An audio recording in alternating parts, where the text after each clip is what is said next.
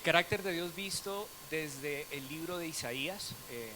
Este año nos hemos enfocado en ver aquellos atributos de Dios o el carácter de Dios, y como lema tenemos en Isaías capítulo 45, 21, y usted me puede acompañar en la lectura. Dice: y no hay otro Dios fuera de mí, Dios justo y salvador, ninguno más que yo. Cuando yo leo y no hay otro Dios fuera de mí, ¿qué se le viene a usted a la cabeza? ¿Qué se le puede venir? ¿Qué puede usted concluir con esta primera frase de este versículo? Único, perfecto, incomparable, justo. Esta mañana hablábamos de celoso. Dios celoso porque dice: no hay otro, yo soy el único. Y a veces cuando tocamos esa palabra celos, entramos en una cierta contradicción, porque pensamos que el celo de Dios es igual al que sentimos nosotros en la humanidad, en nuestra humanidad, en nuestra carnalidad. Que los celos de nosotros se generan por dos razones. La primera, porque no confío o soy inseguro de mí mismo, ¿verdad? De ahí salen los celos, tengo inseguridad de mí. La otra manera es porque desconfío del otro, de la otra parte. Pero el celo de Dios es lo hemos titulado un agape celos. El celo de Dios busca proteger. Dios no necesita absolutamente nada, Él no depende de nosotros. Y cada vez que Él manifiesta alguna expresión como de celo, de exclusividad, está buscando proteger a su pueblo. Él le dice a su pueblo: mira, no hay otro Dios fuera de mí. ¿Por qué? Porque yo soy Dios justo y mi justicia es diferente a la de ustedes. La justicia del hombre, y acá hay bastantes personas que están involucradas con el tema legal, ante un juez se presentan pruebas de diferentes partes y el juez toma una determinación aún teniendo duda razonable. Aunque esas pruebas no sean 100%, hay una duda razonable y bajo esa duda razonable toma una decisión. Pero la justicia de Dios es perfecta, porque a Dios no necesitamos presentarles pruebas. Dios conoce todas las partes y conoce el interior del ser. ¿Eso a usted no le llena de gozo? Saber que a Dios no se le puede manipular, a Dios no se le puede engañar. Dios es autónomo y misericordioso, y lo hemos visto a través del énfasis de este mes.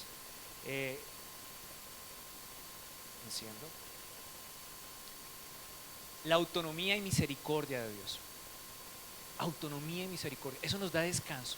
Es un juez imparcial, un juez justo.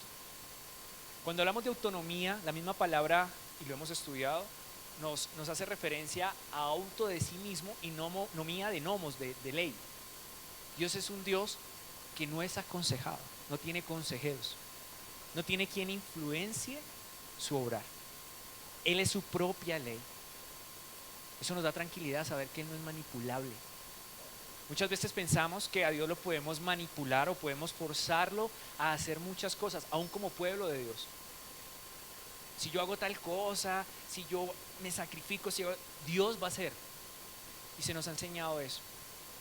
Pero quiero, iglesia, que hoy nuevamente recordemos que Dios es autónomo, pero no solamente autónomo, sino misericordioso. Meses atrás yo tenía una idea de misericordia muy equivocada, les confieso. Una historia de una definición de misericordia donde uno dice: ay, pobrecito, ay, venga, acerquémonos. Eso hace parte, pero la misericordia tiene un propósito. Y yo encontré una definición acerca de la misericordia. No sé si hiciéramos aquí una encuesta de pronto, para usted, ¿qué es misericordia?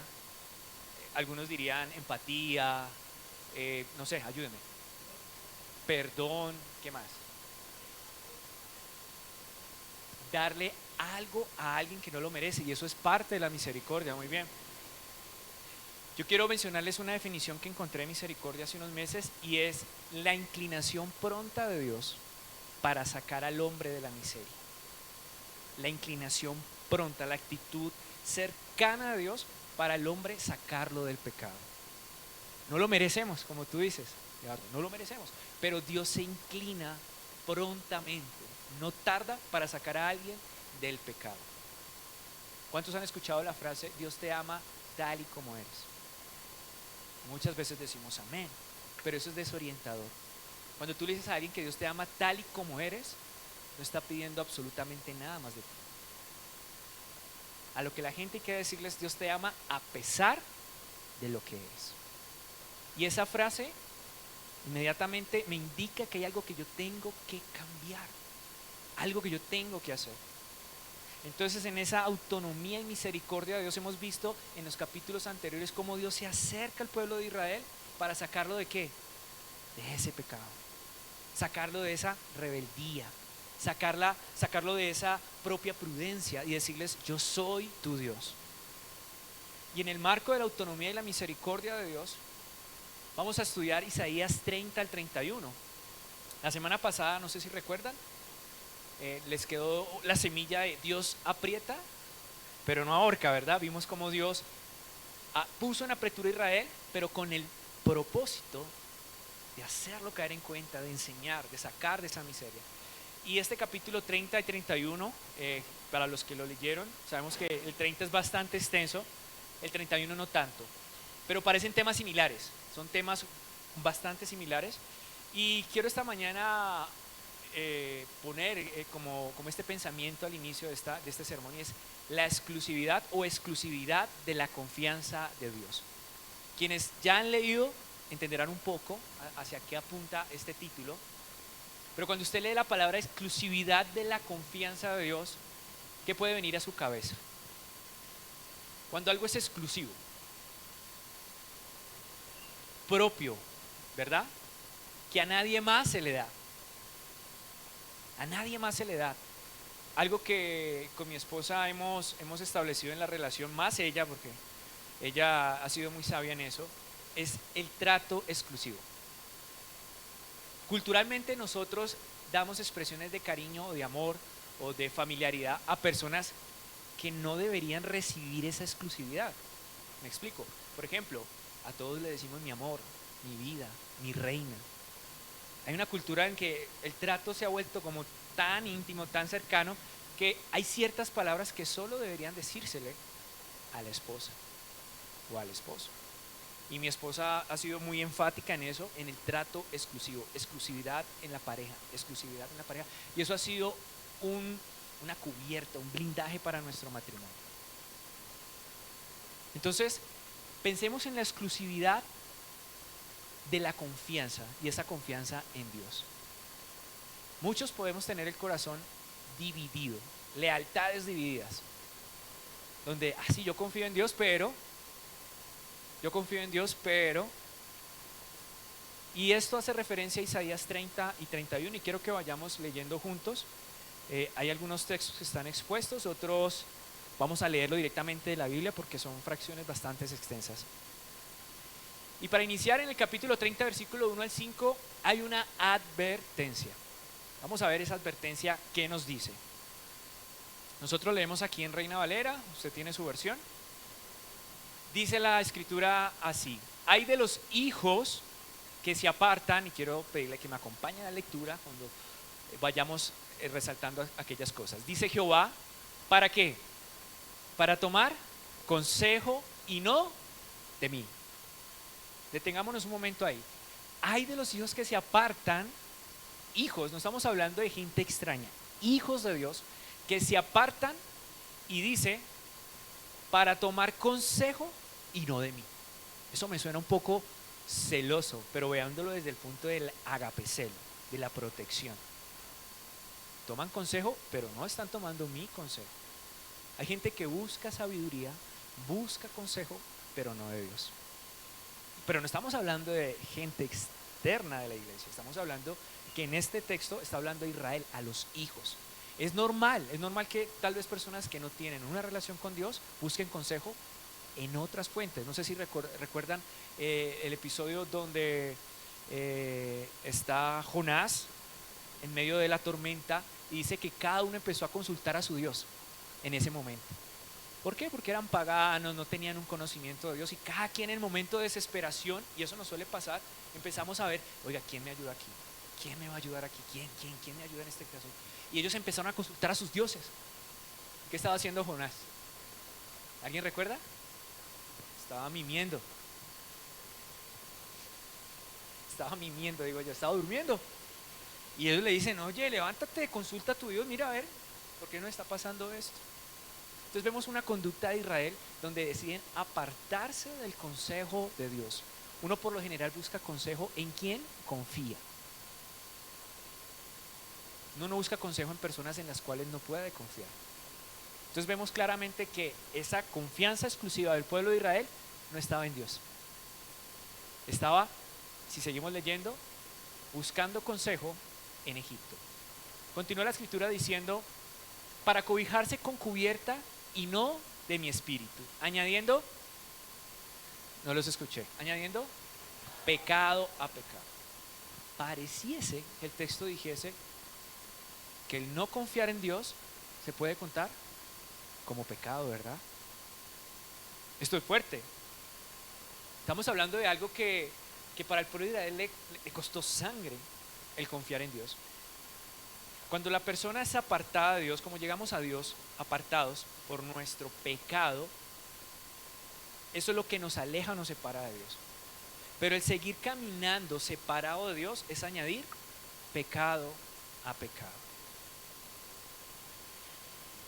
Versículo 2 dice que se apartan para descender ¿a dónde? A Egipto. ¿Cómo así? Israel no fue rescatada de Egipto. 400 años de cautiverio allá. Y tiene su problema, viene a Siria a atacarlo. ¿Y qué es lo primero que hace Israel? Volver a Egipto. Volver a buscar apoyo, cobertura, consejo en una tierra que trajo esclavitud al pueblo de Dios. Y no han preguntado de mi boca, nuevamente, para fortalecerse con la fuerza de ¿quién? Faraón. Y poner su esperanza en la sombra de Egipto, pero la fuerza de Faraón se os cambiará ¿en qué? En vergüenza. Y el amparo, ok, aquello que era consejo va a ser confusión, y aquello que iba a ser amparo va a ser vergüenza. Dios está advirtiendo a este pueblo, dice, cuando estén sus príncipes en Zoán y sus embajadores lleguen a Anes, esos son dos puntos. Zoán alcanzó a ser capital de Egipto, y no recuerdo bien, y embajadores lleguen a Hanes, son puntos geográficos. Todos se avergonzarán del pueblo que no les provecha, ni los socorre, ni les trae provecho, antes les será para vergüenza y aún para oprobio. Entonces, ¿qué podemos encontrar aquí? Encontramos actos y consecuencias de una alianza extraña. Ya Dios tenía una alianza con Israel.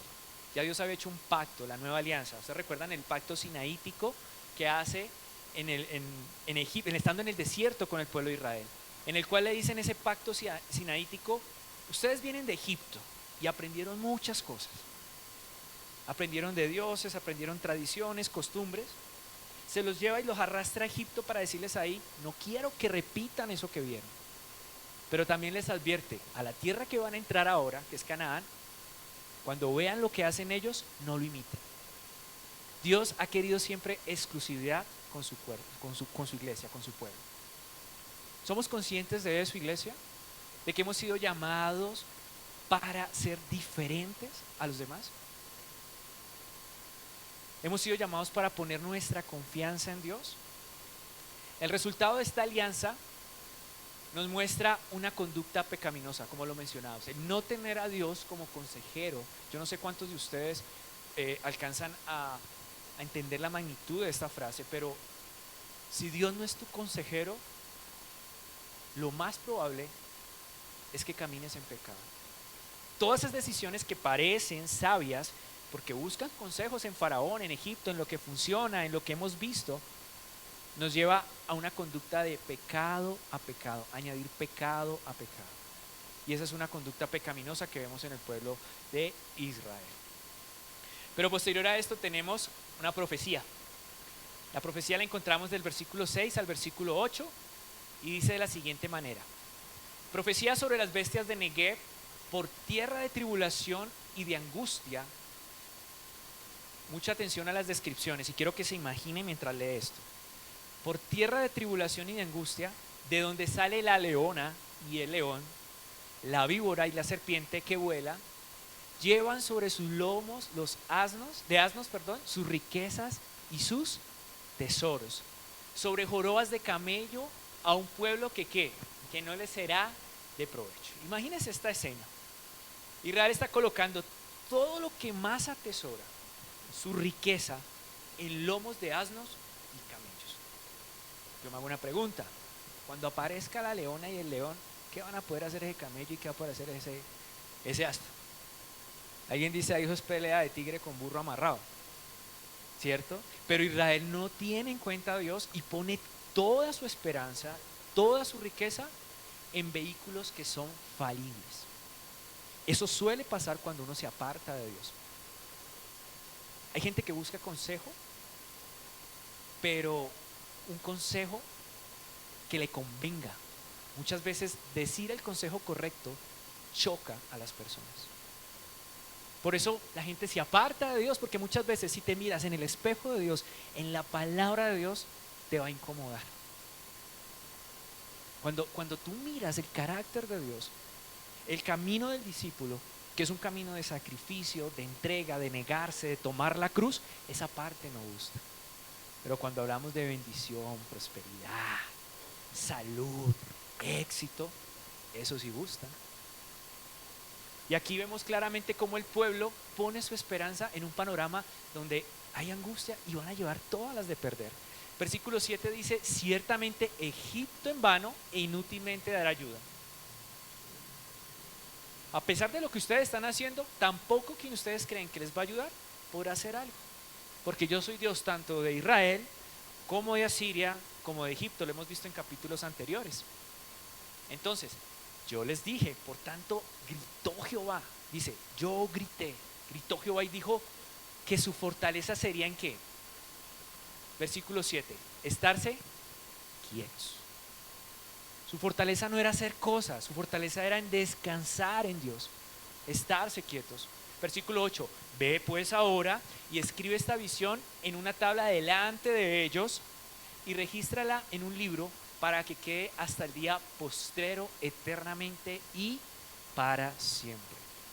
Uno entiende que este texto está hablando de Israel, pero cuando yo leo la última parte de ese versículo, yo digo, el Señor me está hablando a mí, porque dice para tiempos postreros, eternamente y para siempre.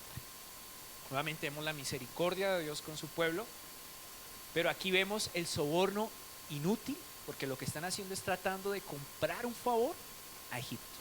Un soborno totalmente inútil. El grito de Jehová que clama y les dice, se los dije, la fortaleza de ustedes era estar quietos.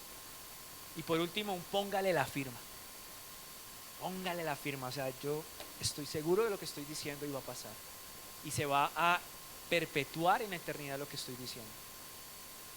Más adelante encontramos, o esto nos revela realmente, un esfuerzo infructuoso que nos revela la condición espiritual de Israel. Ya vimos la advertencia de Dios y vimos el obrar inútil de este pueblo. Pero todo lo que hacemos va marcado por algo que está pasando dentro de nosotros. Algo que nos mueve a hacer las cosas y es esa condición espiritual. Dice del versículo 9 al versículo 11, porque este pueblo es ¿qué? Rebelde, hijos mentirosos, hijos que no quisieron oír ¿qué? La voz de Jehová. ¿Esto es cierto o es mentira? Cierto. Versículos atrás les dijo, quiero que se queden quietos. Por favor, no busquen consejo en nadie más. Yo soy el Dios, les he demostrado. En el desierto fui una columna de llama, fui una nube para ustedes, los alimenté en el desierto, su ropa no se acabó. Y dice aquí, aún a pesar de eso, ustedes van y buscan apoyo en Egipto. Y dice, ustedes son hijos mentirosos, hijos que no quisieron oír la ley de Jehová, que dicen a los videntes, no veáis, y a los profetas, no profeticéis, no nos profeticéis, lo recto, atención, decirnos cosas halagüeñas, cosas que nos convengan, cosas que nos gusten, profetizad mentiras.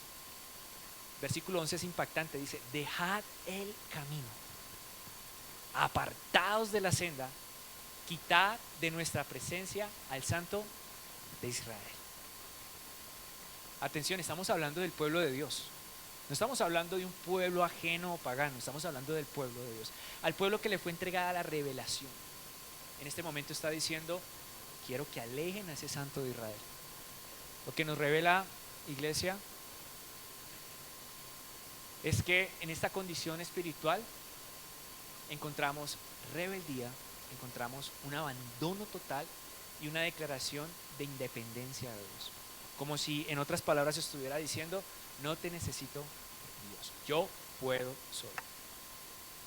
Cuando leía esto recordaba uno, es como la etapa de adolescencia, donde el adolescente dice, yo puedo con todo y se va en contra de sus padres a enfrentar todo, diciendo no los necesito. Israel, un pueblo rebelde, un pueblo que quiere un abandono total y hace una declaración de independencia completa de Dios. Esa conducta pecaminosa, ese esfuerzo infructuoso nos hace ver que el descenso a Egipto es volver atrás. El descenso a Egipto, porque ellos descienden a Egipto a buscar apoyo, es volver atrás. Pero Dios no calla. Dios nuevamente da una respuesta y esa la encontramos en el versículo 12 al 26, pero no vamos a proyectarlo, vamos a leerlos en nuestras Biblias porque es bastante extenso. Y dice la escritura de esta manera, quiero que me acompañe. Dice, por tanto el Santo de Israel dice, porque desechasteis esta palabra y confiasteis en violencia y en iniquidad, y en ello os habéis ¿qué? Apoyado. Por tanto, os será este pecado como grieta que amenaza ruina, extendiéndose en una pared elevada cuya caída viene súbita y repentinamente. Este pecado, parece que dijera que esta conducta que es pecado va a abrir una grieta como en una gran pared. La gente cuando se aparta de Dios no se aparta de la noche a la mañana. Cuando nuestro corazón se separa de Dios no se separa de una noche para la otra. La semana pasada hablábamos de que Dios reclamaba al pueblo y le decía, ustedes me confiesan de labios, ustedes están ahí en la congregación, ustedes cantan y levantan las manos, pero su corazón está lejos de mí. Yo no sé si usted de pronto se identifica un poquito con esta situación, pero cada uno sabe cuándo su corazón se ha alejado de Dios. Uno puede engañar al hermano, puede engañar al pastor, puede engañar a muchas personas, pero quien realmente sabe si su corazón arde por el Señor es cada uno de nosotros.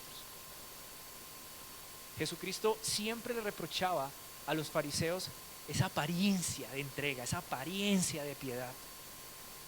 Pero no solamente a los fariseos, a su pueblo, a Israel.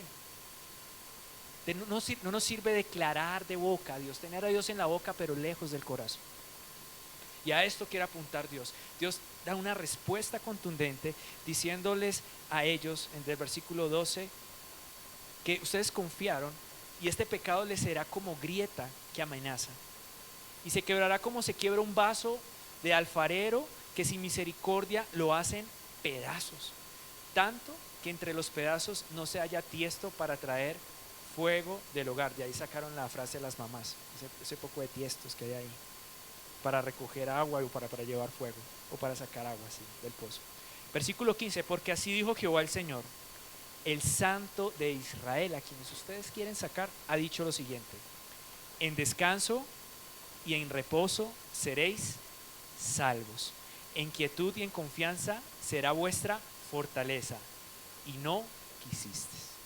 Nuevamente, la exclusividad de la confianza de Dios, ustedes no la pusieron en mí, confiaron en sus métodos, en sus estrategias, pero se olvidaron de lo que yo les había dicho. Realmente esto es un texto bastante fuerte y habla del quebrantamiento que Israel va a tener y temor. Porque más adelante, en el versículo 17 dice, un millar huirá a la amenaza de uno y a la amenaza de 5 iréis vosotros todos. Cuando no confiamos en Dios, cuando no somos exclusivos con ese amor con Dios, estamos expuestos a un quebrantamiento, resultado del pecado. Entendamos eso, iglesia. No podemos, si somos hijos de Dios, no podemos caminar separados de aquel que nos rescató. Dice que entra temor al punto en que quedan paralizados. Uno va a matar a mí, va a acabar conmigo. Y a la presencia de 5 todo el pueblo huirá. Y dice, para terminar el versículo, y quedarás como un mástil en la cumbre de un monte y como bandera sobre una colina. Esta imagen, no sé si ustedes de pronto la pueden traer a sus mentes. Un monte pelado, un asta de una bandera y una bandera desgarrada. No sé si me hice entender. Así va a quedar Israel, como una bandera pelada en el monte. Resultado de la confianza en sus estrategias y en Egipto. Y adicional de este quebrantamiento y temor, hay un tono de esperanza, y eso lo encontramos en el versículo 18. Y quiero que lo leamos juntos. Dice, por tanto, Jehová, ¿qué hace? Esperará para tener, ¿qué? Piedad de vosotros. O sea, ese por tanto que está diciendo ahí, eso es como un a pesar de, aún así, con todo lo que ustedes han hecho, Jehová dice que va a esperar para tener piedad de nosotros. Por tanto, será exaltado teniendo de vosotros, ¿qué? Misericordia, porque Jehová es Dios justo, bienaventurados todos los que confían en. Amén. Es una bienaventuranza, porque a pesar de que este pueblo rebelde que busca abandonar a Dios, Dios espera. Dios es Dios paciente. Yo no sé si usted recuerda la primera vez que tuvo su encuentro con el Señor. Y a veces uno hace remembranza de esa vez que encontró al Señor, esa pasión con la que la buscaba, y a lo largo de los años como que esa llama se apaga, como que la dificultad me aleja, como que ya, pero Dios aún así es paciente con nosotros y nos hace ese llamado, nos da esa oportunidad de ser bienaventurados, porque Dios es Dios misericordioso. Él quiere sacarnos, Él no quiere dejarte así. Si tú luchas con tu mal carácter, créeme que Dios está más interesado en que tú dejes ese mal carácter. Si tú luchas con la mentira, con algún pecado que te esclaviza, Dios anhela que tú camines en libertad. Él es libertador. Él no quiere dejarte así. Él quiere que tú reflejes la imagen de su Hijo, como dice Romanos, para que vayas construyendo ese carácter con Él. Ese es el propósito. Y dentro de este tono de esperanza del Señor que les manifiesta a Israel, vemos que Jehová es un Dios justo. Dígale a la persona que tiene a su lado, Jehová es justo. Dios es justo. Dile, Dios es mi justicia. Yo no sé a usted quién tiene para que lo defienda, pero aquí está diciendo, yo tengo quien me defienda. Dios conoce mi causa. Dios conoce mi causa. Amén. Ahora, vemos a Jehová que arremete contra todo esto. Cuando busqué la imagen, yo dije, tengo que poner una imagen que trate de representar este versículo, y la verdad la imagen era otra, pero ya era muy fuerte. Yo dije, de pronto la iglesia se escandaliza y me regaña, pero traté de usar la imagen más mesurada posible. Si estuviéramos en jóvenes, lo hubiera puesto el león que tenía, pero bueno, puse este, porque la descripción del versículo 27 es bastante interesante. Y dice, he aquí que el nombre de Jehová viene de lejos, su rostro que viene encendido y con llamas de fuego devorador, sus labios llenos de ¿qué? De ira, y su lengua como fuego que consume. Entonces yo me imaginaba un león poderoso. Es más, alcancé a ver una de las escenas de Narnia, no sé, cuando los que ven películas y ven que llega Aslan, donde la niña, uno siente esa emoción y ahí viene, la va a rescatar. Así me sentía leyendo esta parte. Le dice a Israel, tendré misericordia contigo, pero tranquilo, yo voy a arremeter contra ellos. O sea, no es en tus fuerzas, no es lo que tú hagas, solo confía. Confía en mi poder, porque dice él está demostrando la potencia de Dios para castigar. Dice, su aliento cual torrente que inunda, el versículo 28, llegará hasta el cuello para zarandear a las naciones con criba de destrucción. Y dice que el freno estará en la quijada de los pueblos. No hay nada que hacer cuando Dios se levanta. Absolutamente nada. Así como a los animales le ponen freno en la boca para tenerlos dominados, aquí dice, las naciones tendrán freno en su boca. Cuando Dios se manifieste, no hay nada que pueda hacer nada. No hay nada que hacer. Absolutamente nada. Entonces vemos la potencia de Dios, la impotencia del hombre, pero también vemos una remembranza. Remembranza que nos va a permitir entender el propósito del Señor. Dice la Escritura, vosotros, en versículo 29, vosotros tendéis cántico como de noche en la que celebran Pascua. ¿Qué pasó en la Pascua? O sea, Dios los lleva a recordar esos cantos de la Pascua, cuando ellos no podían hacer absolutamente sino permanecer ¿dónde? En su casa.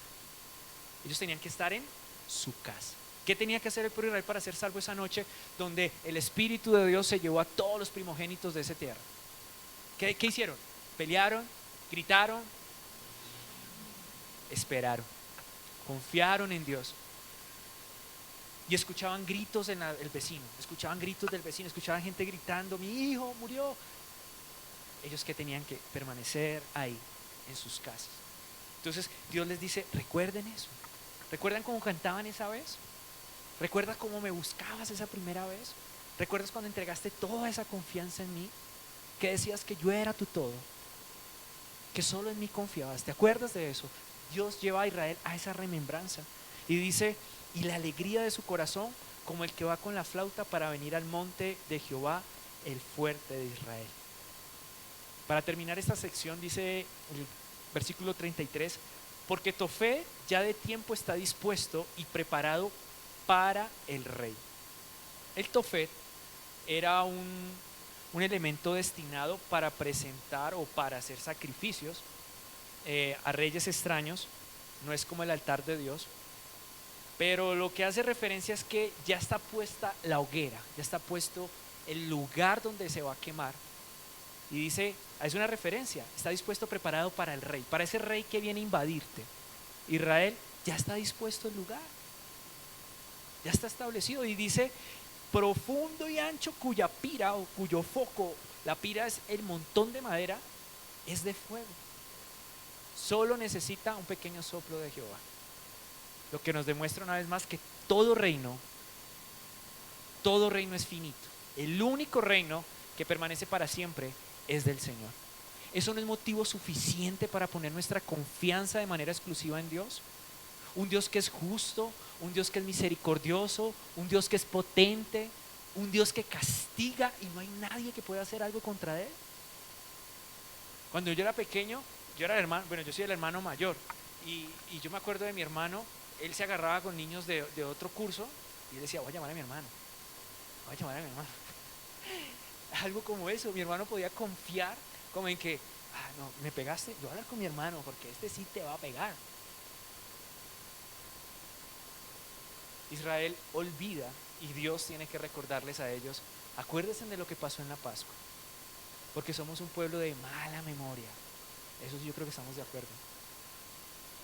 Somos muy prontos para olvidar. Dios permanece para siempre. Llegando al capítulo 31, vemos la obra inútil del pueblo y es como una remembranza de lo que hemos leído. Y decimos obra inútil por lo que vamos a leer a continuación. Dice, hay de los que descienden ¿a dónde? A Egipto por ayuda. Dijimos que volver a Egipto es ¿qué? Echar otra vez atrás, retroceder. Entonces nuevamente el profeta aquí se lamenta y como de la conducta, ay Dios mío, ay de aquellos, pobrecitos, aquellos que descienden a Egipto por ayuda. ¿Y qué dice? Y confían.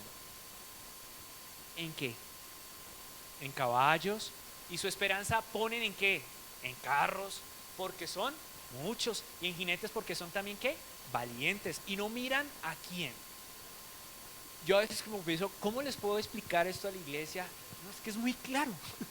No hay que buscarle. No hay que buscarle mucho. Pero él también dice que es sabio y traerá el mal y no retirará sus palabras, porque Dios no es un Dios que mienta, no es hombre para que se arrepienta. Se levantará pues contra la casa de los malignos, nuevamente, carácter de Dios, justo y salvador, y contra el auxilio de los que hacen iniquidad. Versículo 3, y los egipcios que dicen, hombres son y no Dios. ¿Y sus caballos qué son? ¿Y no qué? De manera que al extender Jehová su mano, caerá ¿quién? El ayudador, y caerá el ayudado, y todos ellos desfallecerán a uno. Es una obra inútil de Dios donde vemos vergüenza. Vemos vergüenza. Confiamos en Egipto, carros, caballos y jinetes. Egipto, un imperio, una nación grande, conquistadora, un sistema político, un sistema financiero, un sistema social. ¿Será, iglesia, que a veces ponemos nuestra confianza en eso? ¿Será que a veces dependemos, nuestra felicidad, nuestro estado de ánimo, nuestras relaciones están dependiendo de eso? Hoy en un país que es tan polarizado, como iglesia, ¿qué estamos haciendo? ¿Confiando en Dios o confiando en un sistema? Y no solamente eso, habla de caballos y carros, posesiones. Lo que tengo, mi negocio, mi trabajo, mi carrito, mi carrera. ¿En qué estamos colocando la confianza? Y si no es suficiente, entonces en jinetes. ¿Qué viene a su cabeza con jinetes? Personas. Porque son valientes, porque son exitosas, porque son prósperas. Y cuando viene la dificultad, cuando viene Asiria, cuando viene la amenaza sobre el pueblo de Dios, en la última persona que pensamos y buscamos consejos es Dios. Eso es como el cuento de la señora que llega al hospital y le pregunta al doctor: doctor, ¿y cómo está mi esposo? ¿Cómo va? Estaba. Y el doctor la mira y le dice: ¿usted cree en Dios? Y cuando le dice eso es como: uy, ¿así de mal está mi marido? A veces pensamos que Dios es el último recurso, pero aquí Dios nuevamente nos dice: ustedes ponen su confianza en sistemas, en cosas que son falibles.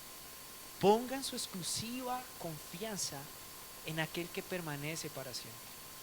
No en caballos, porque los caballos se los comen los leones, vimos ahorita en el primer texto.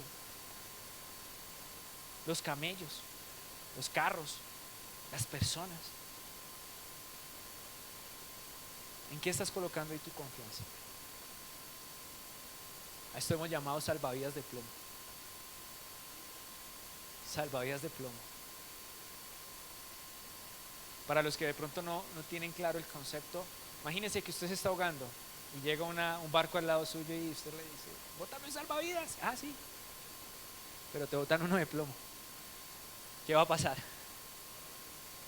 Se hunde el salvavidas y se hunde él. Aquello que pensó que para usted iba a ser solución, termina hundiendo. ¿Cuánto les ha pasado eso cuando confían en las personas? ¿Cuánta desilusión, frustración ha traído eso? Por eso se titula un obrar inútil. Es algo inútil, infructuoso confiar en estas cosas. Nuevamente hay una profecía y Dios hace un llamado, iglesia. Lo encontramos en el versículo 4 al 7. Dice: porque Jehová me dijo a mí de esta manera, al profeta Isaías: como el león y el cachorro de león ruge sobre la presa, y si se reúne cuadrilla de pastores contra él, no lo espantarán sus voces, ni se acobardará por el tropel de ellos. Imagínense la escena: hay un león que acaba de devorar. Los que han visto de pronto programas de naturaleza, el león caza, tiene extendida la presa llena de sangre y él se sienta. Y así lo describe. Y así vengan pastores, venga la turba, venga un tropel, a Dios nadie lo mueve. Dígame si eso no es motivo suficiente para confiar nuevamente en Dios. Él dice: yo no me voy a asustar. ¿Ustedes creen que a mí me tiemblan las piernas? Si yo soy poderoso, portentoso. Dice que aunque se reúnan una cuadrilla de pastores, no me espantarán sus voces, ni se acobardará por el tropel de ellos. Así Jehová de los ejércitos descenderá a pelear sobre el monte de Sión y sobre su collado. Como las aves que vuelan, así amparará Jehová de los ejércitos a Jerusalén, amparando, librando, preservando y salvando. Versículo 6, y quiero que usted me acompañe, vamos a decirlo a una sola voz: volved a aquel contra quien se rebelaron profundamente los hijos de Israel. Esta palabra volver me sonaba como a arrepentimiento, como arrepiéntase de eso. Y cuando fui a buscar la palabra arrepentimiento, obviamente tengo el concepto del Nuevo Testamento, ya ustedes saben, escrito en griego, esto es escrito en hebreo, entonces son palabras distintas. En griego significa metanoia, cambio de mente, pero cuando fui a la palabra en hebreo, volver, o a la traducción griega del Antiguo Testamento, porque se tradujo luego a griego, esa palabra volver me deja con una claridad acerca de ese comportamiento y significa literalmente hacer, dar vuelta o revertir. Revertir. Metanoia es como el cambio de mente, de pensamiento, pero esto es algo mucho más drástico. La palabra en griego es epístrefos, y el epi hace énfasis al estrefos, que el estrefos es dar vuelta o revertir. Imagino que de acuerdo al contexto, como ellos iban en una caravana llevando sus cosas, Dios como que los coge y les devuelve. O sea, no es solamente un pensamiento, una idea, sino una acción física lo que hay que hacer. Hay que ser radical en ese volver al Señor. Versículo 7, porque en aquel día arrojará ¿qué? El hombre sus ídolos de plata y sus ídolos de oro, para que vosotros, que para vosotros han hecho vuestras manos pecadoras. Idolatría. Iglesia, a Dios no le interesa estar en otro lugar de tu corazón que no sea el primer lugar. A Dios no le interesa migajas de amor. Nosotros cuando llegamos a Dios a veces decimos: Señor, toma el control de nuestras vidas, toma el control de esta área, de esta no, esta la manejo yo, esta sí. Pero una señal clara de un discípulo es aquel que somete todas las áreas de su vida a Dios. No hay área que se escape. Y aquí está diciendo que hay cosas que ellos han fabricado en su corazón, cosas que han hecho no solamente en su corazón, sino que las han hecho físicas. Y en ese momento aquello que para ellos era un ídolo, terminarán ¿qué? Arrojándolo. Cuando busqué la palabra ídolo, en el significado en hebreo era bueno para nada. Me pasó exactamente lo mismo, hermano. Me reí. Los ídolos son bueno para nada. Eso traduce la palabra. Arrojarán a sus buenos para nada de plata y a sus buenos para nada de oro, que ustedes vosotros construyeron sin necesitar. Entonces, Dios viene amparando, y lo hemos visto, Dios viene salvando un pueblo, viene perdonando y viene liberando. Hay un llamado claro a volver. Dios hace un llamado claro a Israel a volver, y solo en Él podemos confiar. Dígale al que está al lado: solo en Él podemos confiar. Pero dígaselo mirándola a los ojos. ¿Por qué miran para el piso? Dile: solo en Él podemos confiar.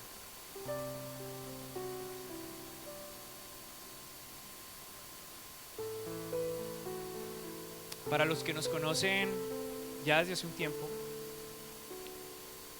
junto con mi esposa pasamos una situación bastante triste. Un día vinimos aquí y testificamos: el Señor nos dio nuestro primer hijo. Y estábamos felices, la iglesia celebraba con nosotros porque nos conocen desde que éramos novios. Yo aquí le propuse matrimonio, gente de la iglesia fue a nuestro matrimonio, y hemos crecido a la vista de una comunidad. Y cuando dijimos: acá estamos embarazados, ya estaba pensando en nombres. Vamos a una ecografía y vemos a nuestro hijo, pero sin latir. Vemos la ecografía y nuestro hijo no responde su corazón. Y en ese momento sabíamos que solo en Él podíamos confiar. Y yo abrazo a mi esposa en la camilla y le digo: mi amor, dependemos de Dios.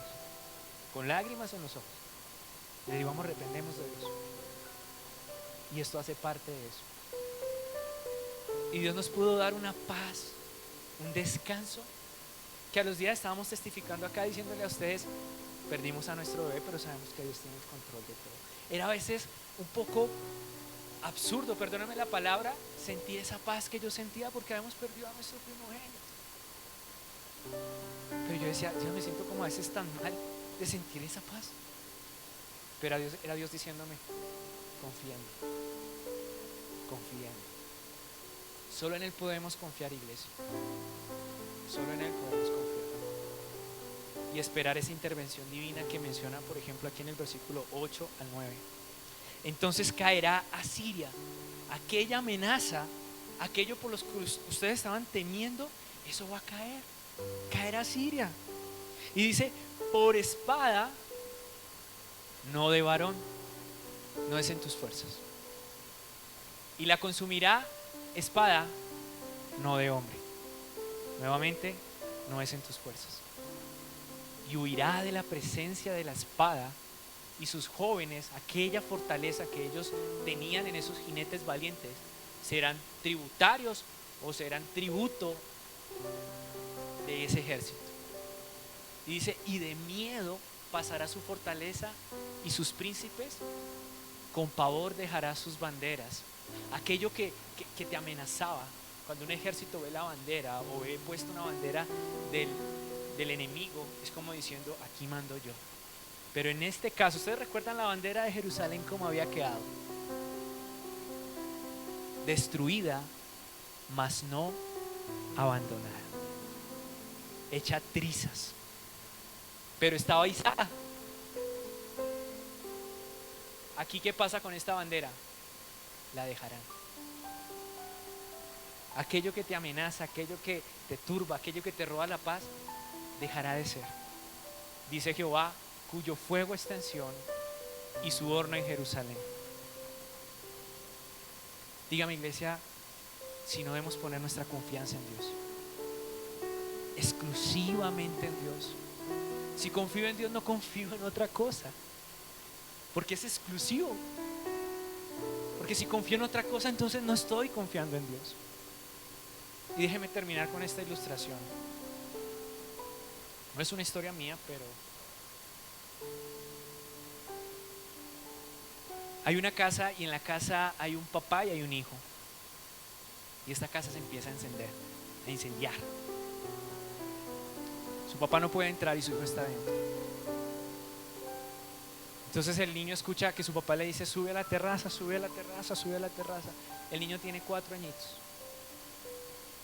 Y en medio de lo que no sé qué está pasando, del temor, de la incertidumbre, del humo, el niño empieza a subir al último piso. Y estando en el último piso, el papá le grita, hijo, lánzate, lánzate. Pero el niño siente miedo. Pero empieza también a ver cómo las llamas empiezan a subir, y pierde de vista a su papá por el humo. Y empieza esa angustia, ese desespero. Y empiezas a decir, Dios, no te veo.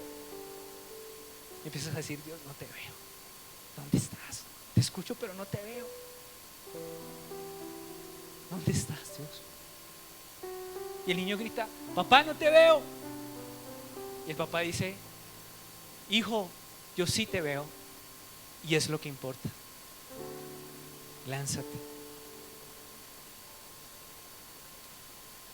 Y así pasa con Dios. A veces el humo que nos ahoga no es falso, es cierto. El dolor, la enfermedad, la deuda nos oprime. No es falso. No estoy invalidando tus emociones, no estoy invalidando lo que estás viviendo. Y pierdes de vista a aquel que puede salvarte. Pero no cierres tus oídos a Él, porque aunque tú no lo veas, Él sí te está viendo, y es lo que verdaderamente importa. Señor, te damos gracias en esta mañana, esta tarde, sabiendo que eres un Dios bueno, que eres misericordioso, Señor. Señor, reconocemos que nuestra confianza muchas veces no ha sido exclusiva contigo, Dios, y las hemos puesto, Dios, en personas, en posesiones, en sistemas, y hemos ignorado tu consejo. Señor, es la última persona a la que vamos, Señor. Señor, ayúdanos a confiar en ti, a poner nuestra confianza exclusivamente en ti, Señor. porque tú no fallas, Dios, porque tú eres eterno, Señor, porque tú eres misericordioso, Señor. Perdona, Señor, todo ídolo que he traído a mi vida, Señor, que he construido, buscando amparo, buscando protección, buscando libertad, Señor. Dile, Señor, quiero volver. Vuelve mi corazón, Dios. Vuelve mi pensamiento, vuelve mis emociones a ti, Señor. Y que yo pueda descansar en esa confianza exclusiva que solo tú nos puedes brindar, Señor, como tus hijos. Te lo rogamos en el nombre poderoso de Jesús. Amén y amén. Dios les bendiga, iglesia.